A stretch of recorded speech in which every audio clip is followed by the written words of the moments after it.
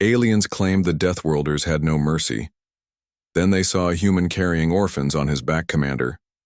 Xylith's four eyes narrowed as she reviewed the intelligence reports one final time. The crystalline datapad hummed softly in her elongated fingers, displaying the grim statistics that had haunted the Galactic Council for months. Humans, those terrifying Deathworlders from the third planet of an unremarkable yellow star, had torn through 3 separate pirate fleets with ruthless efficiency. No prisoners taken, she murmured to her aide, Lieutenant Crix. Complete annihilation of enemy forces. Not a single survivor in any engagement. Crix's tentacles writhed nervously. The reports are disturbing, Commander. They show no mercy whatsoever. The Nexari pirates begged for quarter during the Kepler station raid, and the humans simply continued their assault. The Zephyrian fleet had been dispatched to the remote mining colony of Tau Ceti 7th to investigate reports of human war crimes. The Galactic Council needed to determine if these Deathworlders posed a threat to civilized space. Every report painted the same picture. Humans were savage, merciless predators who knew only violence. As their ships descended through the colony's thin atmosphere, Xylith prepared herself for the worst. The mining settlement sprawled across a dusty plateau, its prefabricated structures scarred by recent battle damage. Scorch marks from plasma weapons decorated several buildings, and debris from destroyed pirate vessels glittered in the alien sunlight. Deploy the investigation teams, Xylith ordered. Full defensive protocols. These humans have already proven their capacity for Commander! Ensign Voda's voice crackled through the comm system. You need to see this. Xylith materialized her personal shield and stepped onto the colony's main thoroughfare, her security detail flanking her with weapons. Ready? But what she saw made her freeze in complete bewilderment. A human male, tall and broad-shouldered even by their intimidating species standards, was walking slowly down the street. That alone wouldn't have been remarkable, except for the fact that he carried 3 small figures on his back and shoulders. 2 tiny humanoid children clung to his shoulders like exotic birds, while a third rode piggyback style, all of them chattering excitedly in various alien languages. The human's face was kind, patient, as one of the children, a young Vorthon, with distinctive purple skin, pointed enthusiastically at something in the distance. The man adjusted his pace to accommodate his small passengers, occasionally reaching up to steady one who threatened to slip. Sir Marcus, called out a Centaurian female from a nearby doorway, are you taking the little ones to see the memorial? That's right, Mrs. Helios, the human replied, his deep voice gentle. They wanted to pay respects to their parents. Xylith's translator worked frantically as she processed this impossible scene. The same species that had allegedly shown no mercy to their enemies was playing with children. Alien children, no less. Lieutenant Crix, she whispered. Scan that. Human for weapons. Her aide's sensors hummed quietly. Commander, I'm detecting no weapons of any kind, but there's something else. Those children, my scans indicate they're all orphans. Parents killed in the recent pirate raids. As they watched the human, Marcus knelt carefully to let the children climb down. They had reached a small memorial garden where holographic displays showed images of the colonists who had died defending their home. The children placed small flowers at the base of the monument, while Marcus stood respectfully behind them, his hands clasped. Uncle Marcus, said the smallest child, a young Delphinian whose translucent skin shimmered with emotion. Do you think Mama and Papa are proud of us? Marcus knelt again, bringing himself to eye level with the child. I know they are, little star.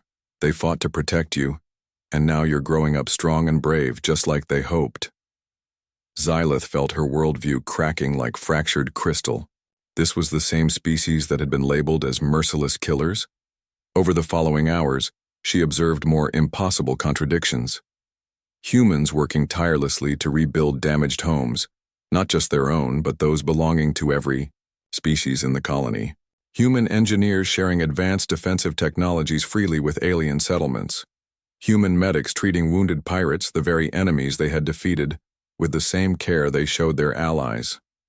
The revelation came when she finally interviewed Captain Sarah Chen, the human fleet commander who had led the merciless assault on the pirates.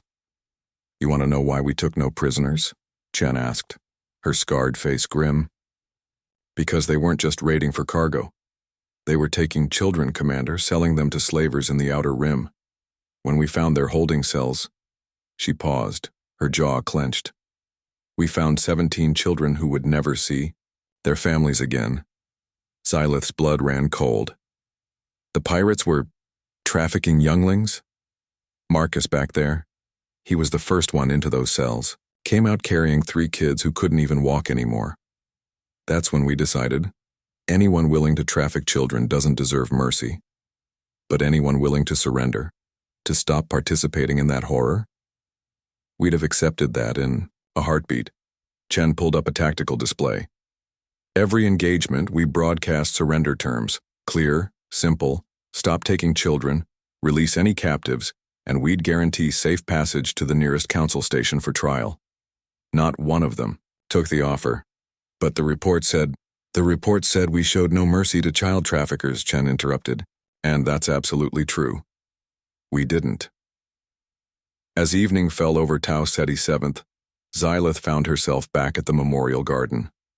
Marcus was there again, this time reading a story to a group of 12 children from 6 different species. They sat in a perfect circle around him, utterly enraptured by his animated performance. When the story ended and the children reluctantly returned to their temporary homes, Marcus noticed Xylith watching. "Commander," he nodded respectfully, "I hope our colony has been helpful for your investigation." "Mr. Marcus," she said carefully, "may I ask why you do this? Care for children who aren't even your species?" He looked genuinely puzzled by the question. "They're children, Commander.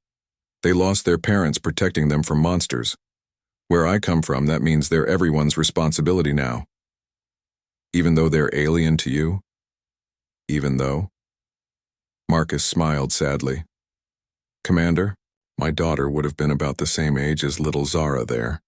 She died in a transport accident 3 years ago. These kids, they help me remember that the universe still has good things worth protecting." Xylith's report to the Galactic Council was unlike anything they had expected. "Yes," she confirmed, "humans were indeed merciless, but only to those who preyed upon the innocent. To everyone else, they showed a capacity for compassion that defied every xenobiological model. The Deathworlders, it turned out, were exactly as dangerous as advertised. They simply chose their targets with a moral precision that had escaped the Council's notice.